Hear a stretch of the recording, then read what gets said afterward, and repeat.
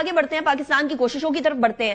Pakistan diplomatic ties اپنے استعمال کرتے ہوئے یو ایس کے ساتھ بھی اور ایران کے ساتھ بھی کوشش کر رہا تھا کہ یہ جنگ رک جائے, جس جنگ بیسیکلی منبع ہے ان سارے پرابلمز کا.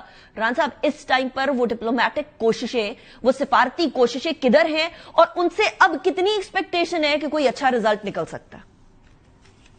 دیکھیں, پرائم منسٹر نے اور D P M Ishaq Dar صاحب نے کچھ باتیں اپنے کیبنٹ کولیگز کے ساتھ ہمارے ساتھ کی ہیں جو کہ ان کی امانت ہے.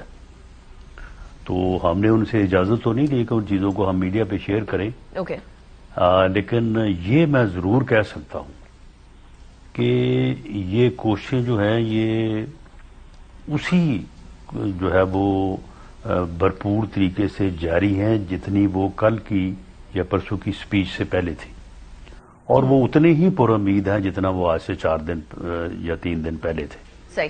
اور اس میں جو ہے وہ 2 چیزیں ہیں, ایک تو ہرمز آبنہ ہرمز جو ہے وہ اس کے کھولنے کا معاملہ ہے, اور دوسرا معاملہ ہے جنگ میں پہلے سیز فائر ہوگا, اس کے بعد پھر جنگ بندی کے جو بھی معاہدہ یا جو بھی چیز ہوتی ہے. تو اس میں جو آبنہ ہرمز کے کھلنے اور سیز فائر کا معاملہ ہے اس میں کافی ہوپ فل ہے. اوکے. سو رانا صاحب, ہوپ فل ہیں لیکن کہیں تو کوئی رکاوٹ ہے. وہ رکاوٹ کس سمت سے ہے؟ یو ایس, ایران, یا تیسرا وہ جو اسرائیل بیٹھا ہوا ہے فساد کی جڑ, اس کی طرف سے؟ رکاوٹ جو ہے وہ تو اسرائیل کی طرف سے. اس جنگ میں اگر کوئی شیطان ہے تو وہ اسرائیل ہے. امریکہ کو بھی گھسیٹ کے کوئی لے کے آیا ہے, اس میں بھی کئی قسم کی جو ہے وہ باتیں ہو رہی ہیں جو اب شیئر کرنا مناسب نہیں ہے. تو یہ اسرائیل ہے جو اس جنگ کو شروع کرنے والا ہے.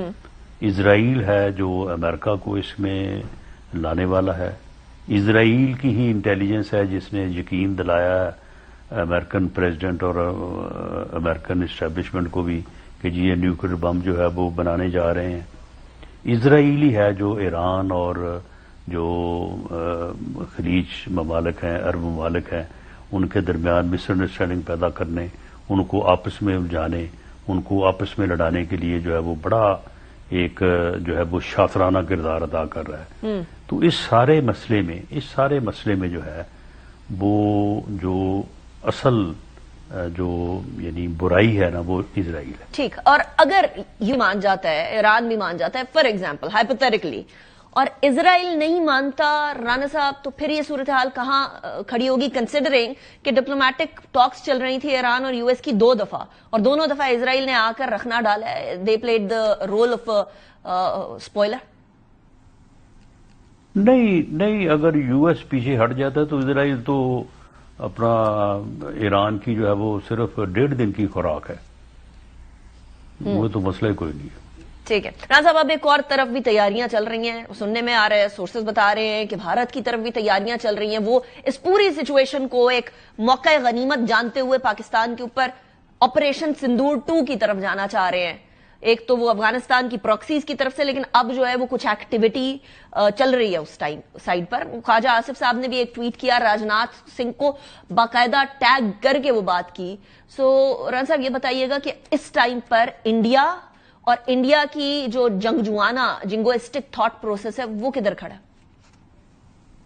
نہیں, کوئی تیاری نہیں کر رہا. انڈیا صرف زبانی کلامی جو ہے وہ اپنے لوگوں کی جو ہے وہ کنزمپشن کے لیے جو ہے وہ کر رہا ہے اس قسم کی بیان بازی.